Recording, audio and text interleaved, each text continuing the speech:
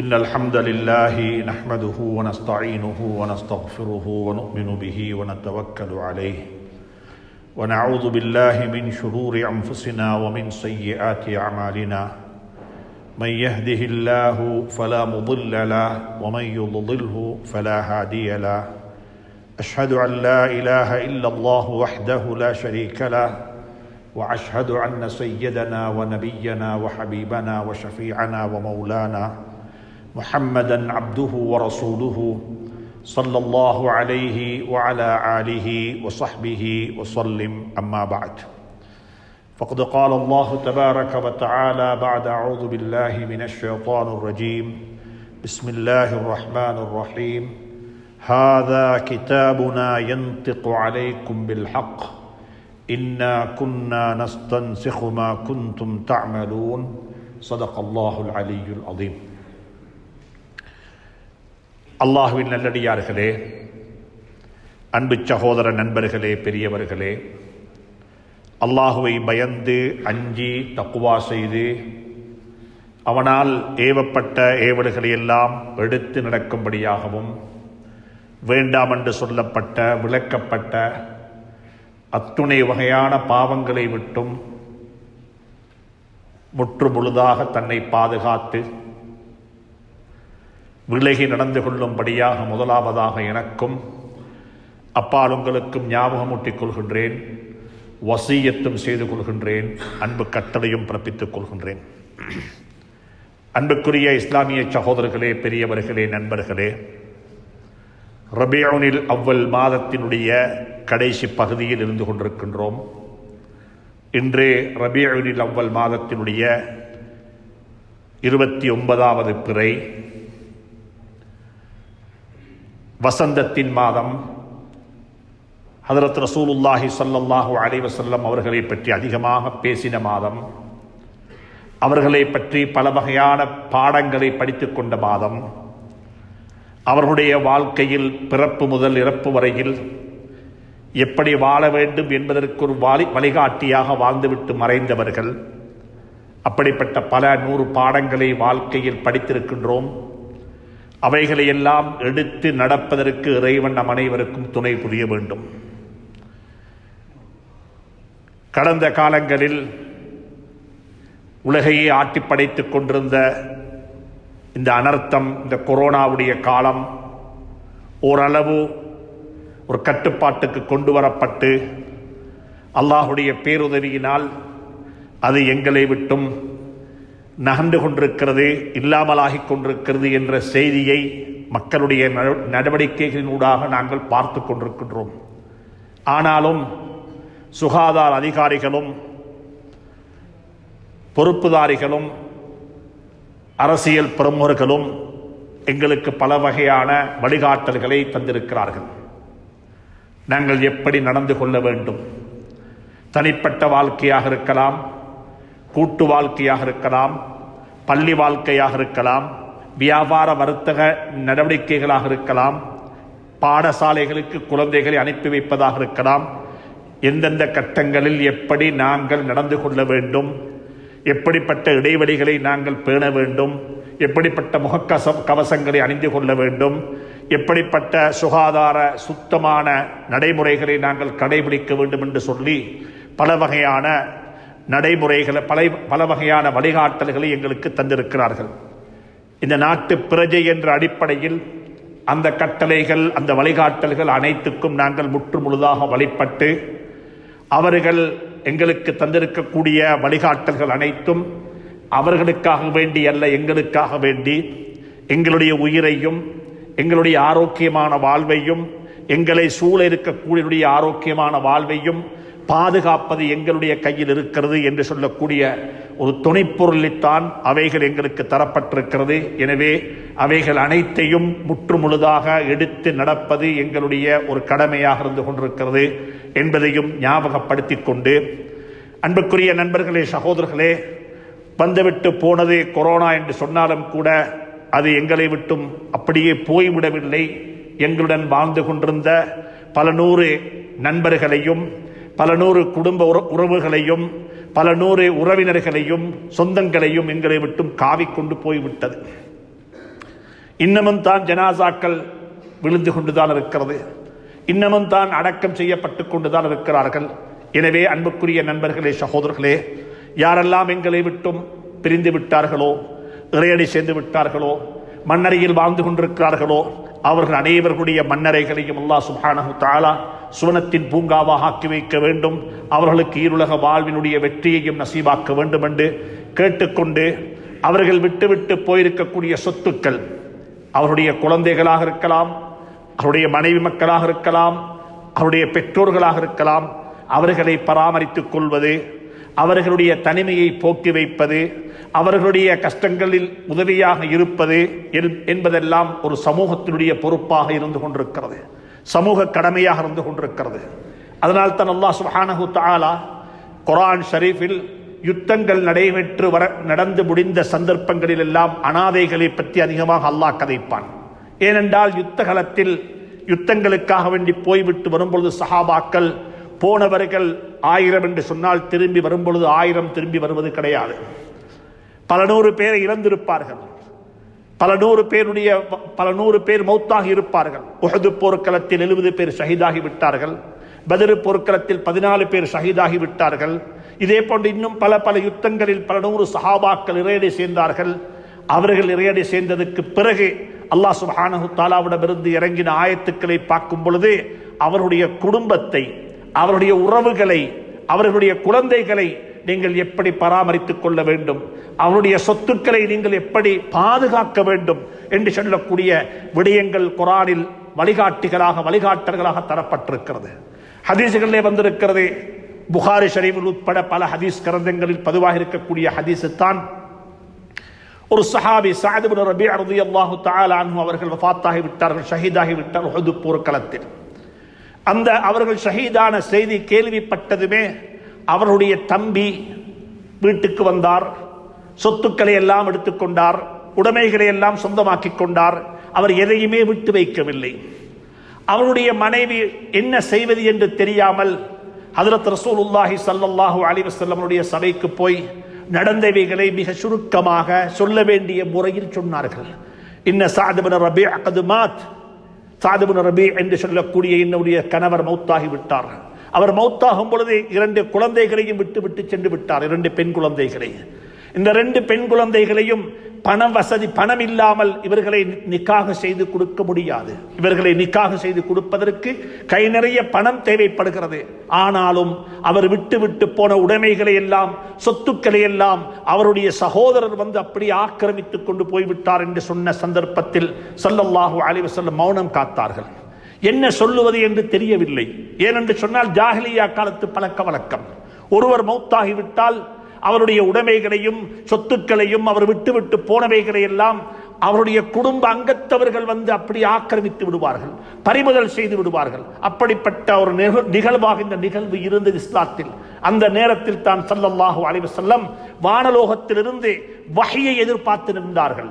இதற்கு என்ன சட்டம் இறங்கப் போகிறது, இதற்கு என்ன கட்டளைகள் வரப்போகிறது, இதற்கு அல்லாஹ் சுப்ஹானஹு தஆலாவுடைய விதி எதுவாக இருக்க போகிறது என்று சொல்லக்கூடிய விடயத்தை எதிர்பார்த்து நின்றார்கள். அந்த நேரத்தில் தான் சூரத்துன் நிசாவுடைய பிரபல்யமான அனந்தர சொத்துக்கள் எப்படி பங்கு வைக்கப்பட வேண்டும், யூஸீகுமுல்லாஹு ஃபீ அவுலாதிக்கும் லிzzக்கரி மிஸ்லு ஹவ்வில் உன்ஸயைன் என்று சொல்லக்கூடிய அனந்தர சொத்துக்கள் எப்படி பங்கிட்டு கொடுக்கப்பட வேண்டும் என்று சொல்லக்கூடிய திருவசனங்கள் இறங்க ஆரம்பித்து விட்டது. எனவே அன்புக்குரிய நண்பர்களே, சகோதரர்களே, மிக அன்பாக சொல்லுகின்றேன், ஜனாசாக்கள் விழுந்து விட்டால், மௌத்துக்கள் நடந்து விட்டால் என்ன செய்ய வேண்டும், எப்படி நடந்து கொள்ள வேண்டும் என்பதை எல்லாம் நாங்கள் படித்து அதன் பிரகாரம் அதை நடைமுறைப்படுத்துவது எங்களுடைய மிகப்பெரிய கடமையாக இருந்து கொண்டிருக்கிறது. எனவே அன்புக்குரிய நண்பர்களே, சகோதரர்களே, இவைகளை எல்லாம் கருத்தில் கவனத்தில் வைத்துக் கொண்டு இந்த பூலகத்தில் நாங்கள் யாரும் நிரந்தரமாக வாழ வந்தவர்கள் அல்ல. இந்த உலகத்துக்கு நாங்கள் நிரந்தரமாக வாழ வந்தவர்கள் அல்ல. எங்களுடைய சுய விருப்பத்தின் பிரகாரம் நாங்கள் பிறக்கவும் இல்லை. என்னுடைய சுய விருப்பத்தின் பிரகாரம் இந்த உலகத்தில் நான் பிறக்கவும் இல்லை. என்னுடைய சுய விருப்பத்தின் பிரகாரம் என்னுடைய உருவம் இப்படித்தான் இருக்க வேண்டும் என்று சொல்லி நான் விரும்பவும் இல்லை. நான் விரும்பின உடம்பல்ல எனக்கு இருக்கக்கூடிய உடம்பு. அல்லாஹ் சுப்ஹானஹு தஆலா குர்ஆனில் சொல்லுகிறான், ஹுவல்லதி யுஸவ்விருக்கும் ஃபில் அர்ஹாமி கைஃப யஷா. இந்த உலகத்தில் உங்களுடைய விருப்பத்தின் பிரகாரம் எதுவுமே நடப்பது கிடையாது. அனைத்தும் என்னுடைய விருப்பத்தின் பிரகாரம். நீங்க யாருக்கு குழந்தையாக இருக்க வேண்டும் என்று சொல்லக்கூடியதை முடிவு செய்தவன் நான். எந்த தாயினுடைய கருவில் நீங்கள் வளர்க்கப்பட வேண்டும் என்பது என்னுடைய முடிவு. உங்களுக்கு தகப்பனாக யார் இருக்க வேண்டும் என்று முடிவு செய்தது நான். நீ ஆணாக இருக்க வேண்டுமா பெண்ணாக இருக்க வேண்டுமா? யஹபு லிமன் யஷாஉ இனாஸா வ யஹபு லிமன் யஷாஉ ذுகூர். நீங்க ஆணாக இருக்க வேண்டுமா பெண்ணாக இருக்க வேண்டுமா என்பதை முடிவு செய்தவன் அல்லாஹ். படைகோலமாக இருக்கலாம், பெற்றோராக இருக்கலாம், பிறந்த இடமாக இருக்கலாம், எதுவாக இருந்தாலும் சரி, அனைத்தையும் முடிவு செய்தவன் அல்லாஹ். அப்படிப்பட்ட அல்லாஹ் சொல்லுகிறான், உன்னுடைய விருப்பத்தின் பிரகாரம் உனக்கு வாழவும் முடியாது. நான் சொன்ன பிரகாரம் தான் நீ வாழ வேண்டும். எப்படியும் வாழ்ந்துவிட்டு போகலாம் என்பது இஸ்லாம் அல்ல. இப்படித்தான் வாழ வேண்டும் என்பதுதான் இஸ்லாம். இப்படித்தான் வாழ வேண்டும்.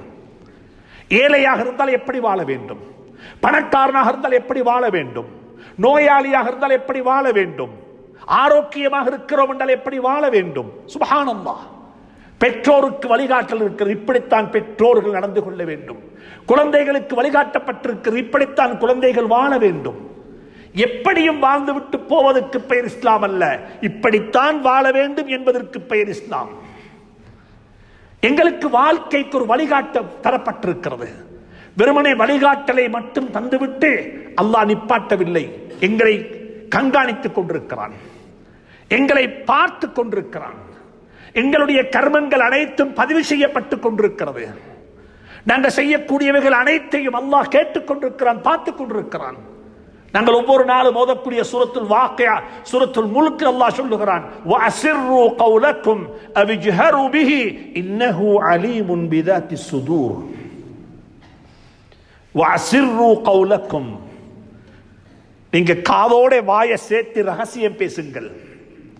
காதோட உங்களுடைய வாயை சேர்த்து ரகசியம் பேசுங்கள். பக்கத்தில் இருக்கக்கூடிய ஒருவருக்கு தெரியாமல் இருப்பதற்காக வேண்டி நீங்க ரகசியமாக உண்ட சொல்லுகிறீர்கள். அல்லாஹ் சொல்கிறான், வஅஸிர்ரு கௌலக்கும் அவிஜ்ஹரு பிஹி. 100 பேர் இருக்கிற இடத்துல எல்லாருமாக சேர்ந்து பேசுங்க. அப்ப யாரு என்ன பேசினாங்கன்னு யாருக்கும் தெரியாது. சத்தங்கள் கேட்கிறது, யாரு பேசினார் என்று தெரியாது. அல்லாஹ் சொல்லுகிறான், அது மட்டுமல்ல, எனக்கு அது மட்டுமல்ல தெரியும், நீங்க 2 பேர் பேசின ரகசியமும் தெரியும். அதற்கு மேல 100 பேர் 1000 பேர் பல கோடி மக்கள் இருக்கிற இடத்தில் நீங்க அனைவருமாக சேர்ந்து கதைத்தால் யாரு எதை பேசினார் என்று பதிவு செய்யக்கூடியவருக்கு பதிவு செய்ய முடியாது. ஆனால் அதுவும் எனக்கு தெரியும். அது மட்டுமல்ல, உங்களுடைய உள்ளத்தில் இப்பொழுது என்ன ஊசலாடி கொண்டிருக்கிறது என்பதும் அல்லாஹ்வுக்கு தெரியும். நான் பள்ளியில் இருக்கிறேன், நான் மிம்பர்ல இருக்கிறேன், நீங்க சஃப்புகள் உட்கார்ந்து கொண்டிருக்கிறீர்கள், நாங்க கேட்டுக்கொண்டுதான் இருக்கின்றோம். ஆனால் உள்ளம் எங்கே இருக்கிறது? உள்ளத்தில் என்ன ஊசலாடுகிறது? உள்ளம் என்ன கதைக்கிறது? உள்ளத்தில் என்ன சிந்தனைகள் ஓடிக்கொண்டிருக்கிறது? வஅஸிர்ரு கௌலக்கும் அவிஜ்ஹரு பிஹி இன்னஹு அலீமுன் பிதாத்திஸ் சுதூர். சுதூர் என்றா உள்ளம். என்ற உள்ளத்தில் இப்ப என்ன ஊசலாட்டம் ஓடிக்கொண்டிருக்கிறது? இதுவும் அல்லாஹ்வுக்கு தெரியும், இதுவும் பதிவு செய்யப்படுகிறது. சுப்ஹானல்லாஹ். எங்கள் அல்லாஹ் படைத்து சும்மா விட்டு விடவில்லை. இது ஒரு சோதனை கூடம். இங்க இருக்கக்கூடிய அனைவருக்கும் ஒரு சோதனை. வித்தியாசமான பேப்பர், வித்தியாசமான பேப்பர். யாருக்கும் யாரையும் காப்பி பண்ண முடியாது. ஒரு எக்ஸாம் ஹாலுக்கு போனா அங்க இருக்கிற எல்லாருக்கும் ஒரு பேப்பர் இல்ல. 5ஆம் ஆண்டு பிள்ளைக்கு 5ஆம் ஆண்டு பேப்பர், 6ஆம் ஆண்டு பிள்ளைக்கு 6ஆம் ஆண்டு பேப்பர், அதுக்கு மேல ஒரு யூனிவர்சிட்டிக்கு போனால், ஒரு பல்கலைக்கழகத்துக்கு போனா மெடிசின் செய்கிறாக்களுக்கு மெடிசினுக்குரிய பேப்பர், இன்ஜினியரிங் செய்கிறாக்களுக்கு இன்ஜினியரிங் பேப்பர். ஒவ்வொருத்தருக்கு பேப்பர் வித்தியாசம். யாருடைய பேப்பரையும் யாருக்கும் காப்பி பண்ண முடியாது. ஏழைக்கு ஒரு எக்ஸாம், பணக்காரனுக்கு ஒரு எக்ஸாம், அறிந்தவனுக்கு ஒரு எக்ஸாம், அறியாதவனுக்கு ஒரு பரீட்சை, பெற்றோருக்கு ஒரு பரீட்சை, குழந்தைகளுக்கு ஒரு பரீட்சை, ஒவ்வொருவருக்கு ஒவ்வொரு வகையான பரீட்சைகள். நாங்கள் எல்லாரும் பரீட்சை எழுதி கொண்டிருக்கின்றோம். நாங்கள் எல்லாரும் ஒரு எக்ஸாம் செய்து கொண்டிருக்கின்றோம். ஒவ்வொரு நாளும் ஒரு பேப்பர் முடியுது. ஒவ்வொரு நாளும் ஒரு பேப்பரை முடிச்சிரும் வாழ்க்கையில. இன்றைக்கு காலையில் எழும்பும் பொழுது ஒரு புதிய பேப்பர். என்ன எழுத போறோம்? அதுல நீங்க எழுதாவிட்டாலும் மலக்குமார் எழுதி கொண்டே இருக்கிறாங்க எங்களுடைய பேப்பரை. அதுல பதிவு செய்யப்பட்டிருக்கிறது. சுபஹி எத்தனை மணிக்கு தொழப்பட்டது, ஜமாத்தோட தொழப்பட்டதா இல்லையா, உள்ள சொத்தோட தொழப்பட்டுச்சதா இல்லையா, எல்லாம் பதிவு செய்யப்படுகிறது. ஹாதா கிதாபுனா யன்திகு அலைக்கும் பில் ஹக். நீங்க செய்தவைகள் அனைத்தும் பதிவு செய்யப்பட்டுக் கொண்டிருக்கிறது. இந்த ஆயத்துக்கு விளக்கம் சொல்லக்கூடிய சமகாலத்தில் வாழ்ந்து கொண்டிருக்கக்கூடிய ஒரு ஆளின் சொல்லுகிறாரு. அவருக்கு நடந்த ஒரு நிகழ்வை சொல்லுகிறார். அவர் ஒரு வளர்ந்த நாட்டில், மேற்கத்திய நாடில் வாகனம் ஓட்டிக் கொண்டிருக்கிறார். அந்த நாட்டில் ஓட்ட வேண்டியவர் அல்ல. அந்த நாட்டில் ஓட்டுவதற்கு அதிகாரம், லைசன்ஸ் இருக்கிறது. ஆனால் அந்த நாட்டில் ஓட்டி பழகினவர் அல்ல. வாகனம் ஓட்டிக் கொண்டிருக்கிறார். வாகனம் போய்கொண்டிருக்கிறது. சிக்னல் லைட் பச்சை பத்தினால் போக வேண்டும், ரெட்ல நிப்பாட்ட வேண்டும், மஞ்சள் பத்தினால் அப்படியே அமைதியாக வேண்டும். எங்களுக்கு தெரியும், அவரு தெரியாத்தனத்தின் காரணமாக ரெட்ல கிராஸ் ஆகிட்டார். கிராஸ் ஆகி போயிட்டார். நினைச்சாரு யாருக்கும் கண்ணுக்கு தென்பட இல்லை, போலீஸ்காரன் யாரும் இல்லை, நல்ல நேரம் என்ற லக் இருந்தான். ஆனா அவன் கண்ணுக்கு பட இல்லை, இருந்தான் அவன் கண்டுகொள்ள இல்லை. எப்படியும் வியாக்கியானம் சொல்லலாம் எங்களுக்கு. அங்க போலீஸ்காரன் யாரும் இல்லை, ரோட்டில் அப்படித்தான் வாகனம் கிராஸ் ஆகிட்டது. அவர் நினைச்சாரு சரி முடிஞ்சு 15 நாள் ஆச்சு, 2 மாசம் ஆச்சு, 3 மாசம் ஆச்சு, எந்த ஒரு நிகழ்வும் அறிவித்தலும் அவருக்கு கிடைக்க இல்லை. 5 மாசத்துக்கு பிறகு ஒரு நோட்டீஸ் வருகிறது. இன்ன ரோட்ல, இன்ன சிக்னல் லைட்ல, இத்தனை நாள், இன்ன நாள், இத்தனை மணிக்கு, காலையிலையா மாலையிலையா உங்களோட வாகனத்தை நீங்க ஓட்டும் பொழுது நீங்க ரெட் லைட்ல பாஸ் பண்ணிருக்கிறீங்க, அதுக்கு நீங்க இவ்வளவு ஃபைன் கட்ட வேண்டும் சொல்லி போட்டு கீழுக்கு போட்டிருக்குது. இது உங்களுக்கு சந்தேகம் உண்டா? இது நீங்க இல்ல, இதை நீங்க நிராகரிக்கிறண்டா, இது எங்களுக்கு அறிவிங்கோன்னு சொல்லி அவர் நினைச்சாரு இது ஒரு கெஸிங்ல தான் போட்டிருக்கிறாங்க போல, இதை இல்லை என்று சொல்லி நாங்க அவர் அனுப்பினார். இல்லை என்று சொல்லி, என்னால் இப்படிப்பட்ட ஒரு தவறு நடந்த ஞாபகம் எனக்கு இல்லை அல்லது நடக்கவில்லை என்று சொல்லி அவர் அறிவித்தார். சுப்ஹானல்லாஹ். அவர் சொல்றாரு, நான் அறிவித்தேன், எனக்கு அங்கிருந்து தகவல் வருகிறது. எப்படி தெரியுமா தகவல் வந்துச்சு? என்னுடைய வாகனம் கிராஸ் ஆகிற போட்டோவோட சேர்ந்து வந்துச்சு. 3 போட்டோ அனுப்பியிருந்தாங்க. ஒன்று வாகனத்துக்குள்ள நான் தான் இருக்கிறேன், 2வது வாகனத்துடைய நம்பர் பிளேட் அது என்னதான் வாகனம், 3வது அந்த வாகனம் கிராஸ் ஆகிற நேரம் லைட் பத்தி கொண்டிருக்குது. சொல்றாரு, இந்த கடிதம் வந்ததுமே இந்த குர்ஆனுடைய ஆயத்து தான் ஞாபகத்துக்கு வந்துச்சு. என்ன ஆயத்து தெரியுமா? ஹாதா கிதாபுனா யன்திகு அலைக்கும் பில் ஹக். இது தான் நீங்க செஞ்ச அமலுடைய ஏடு. இது இன்றைக்கு உங்களுடைய பேசும், இது உங்களுடைய பேசும் பேசுது. இப்ப இன்னா குன்னா நஸ்தன்சிகு மா குன்தும் தஅமலூன். நீங்க என்னெல்லாம் செஞ்சு கொண்டிருந்தீர்களோ அவைகளை எல்லாம் எங்கட மலக்கு பதிவு செய்திருக்கிறார். எதை உங்களுக்கு நிராகரிக்க முடியும்? எதை உங்களுக்கு நிராகரிக்க முடியும்? அன்புக்குரிய நண்பர்களே, சகோதரர்களே, பெரியவர்களே, வாழ்க்கையில் நாங்கள் சும்மா ஏதோ தானோ வாழ்ந்து விட்டு போக வந்தவர்கள் அல்ல. அல்லாஹ்வுடைய அடிமைகளாக வாழ வேண்டும். அடிமைகளாக வாழ வேண்டும். அடிமை என்று சொன்னால் சொன்னதை செய்யக்கூடியவன். இப்படித்தான் வாழ வேண்டும், இப்படித்தான் வாழ வேண்டும். எப்படியும் வாழ முடியாது. வாழ்க்கையில் அந்த பாடத்தை படித்துக் கொள்வோம். இரண்டாவது சொல்லுகிறேன், அன்புக்குரிய நண்பர்களே, சகோதரர்களே, வாழ்க்கையில் வாழ்ந்துவிட்டு போக வந்த மக்கள் அல்ல நாங்கள். வாழ்க்கை என்பது வாழ்ந்துவிட்டு போவது தான் என்றிருந்தால் மனித வாழ்வுக்கும் மிருகங்களுடைய வாழ்வுக்கும் வித்தியாசமே கிடையாது. ஒரு மாடு பிறந்தது, வாழ வேண்டிய காலம் வாழ்ந்தது, அதற்கு பிறகு இறையடி சேர்ந்து விட்டது என்றிருந்தால் மனித வாழ்க்கையும் அப்படிப்பட்ட வாழ்க்கையாக இருக்கும் என்றிருந்தால் மனித வாழ்வுக்கும் மிருகங்களுடைய வாழ்வுக்கும் என்ன வித்தியாசம்? வாழ்க்கையில் வீடு கட்டுவதுதான் நோக்கமா? காகமும் வீடு கட்டத்தான் செய்கிறது, தேனியும் வீடு கட்டத்தான் செய்கிறது. காகம் எங்கே வீடு கட்டிக் கொண்டிருக்கிறது? தேனி எப்படி வீடு கட்டி இருக்கிறது? வீடு கட்டுவது வாழ்க்கை அல்ல, வரலாறு அல்ல. வாழ்க்கை என்பது பிறரை வாழ வைப்பது. வாழ்க்கை என்பது என்னால் பிறர் வாழ வேண்டும். மனிதனுடைய வாழ்க்கை எப்பொழுது தெரியுமா வரலாறாக மாறும்? தன்னுடைய வாழ்க்கையை கொண்டு பிறரை வாழ வைக்க வேண்டும், பிறருடைய வாழ்க்கையில் ஒளியேற்ற வேண்டும், பிறருடைய வாழ்க்கையை மனமாக்க வேண்டும், பிறருக்கு உதவிக்கரம் நீட்ட வேண்டும், பிறர் என்னை கொண்டு நலன் பெற வேண்டும். சுப்ஹானல்லாஹ். அந்த வாழ்க்கை தான் வரலாறு. வாழ்ந்தோம், ஏதோ தானோ வீடு கட்டினோம், குழந்தைகளை பெற்றெடுத்தோம் என்பது வரலாறு அல்ல. குழந்தைகளை பெற்றெடுப்பது நீங்க மட்டுமல்ல, குழந்தைகளை பாதுகாப்பது நீங்க மட்டுமல்ல.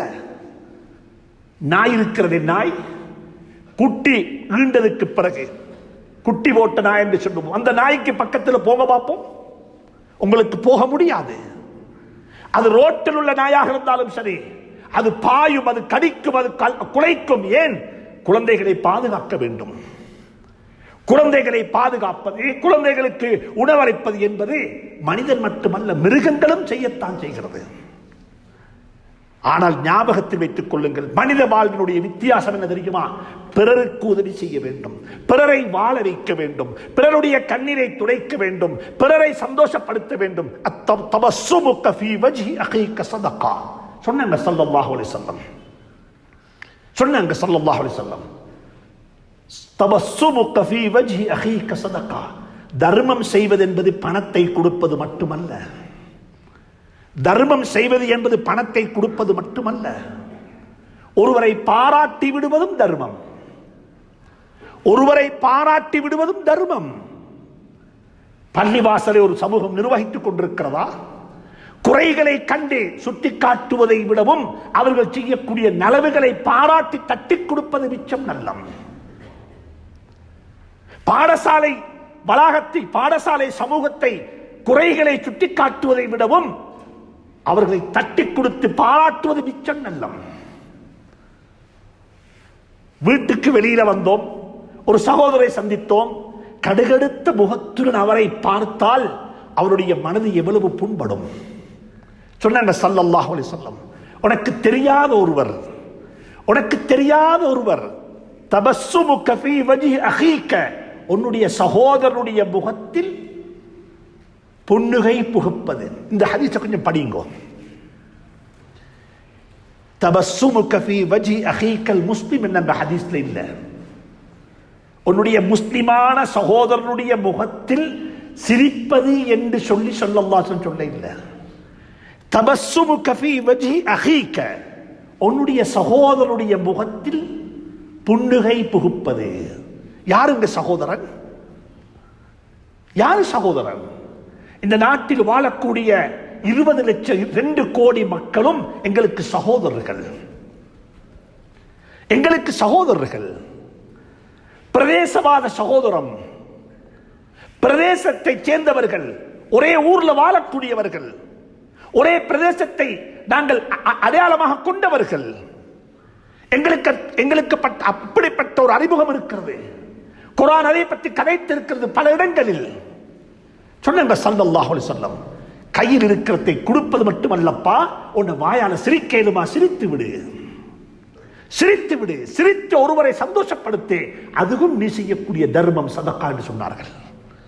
எனவே அன்புக்குரிய நண்பர்களே, சகோதரர்களே, வாழ்க்கையில் முடிவு செய்து கொள்ளுங்கள். மற்றவர்களுடைய வாழ்க்கையில் ஒளியேற்ற வேண்டும், மற்றவர்களை வாழ வைக்க வேண்டும், மற்றவர்களை தட்டிக் கொடுக்க வேண்டும், மற்றவருடைய கண்ணீரை துடைக்க வேண்டும், மற்றவர்களுக்கு நலவு செய்துவிட்டே மௌத்தாக வேண்டும்.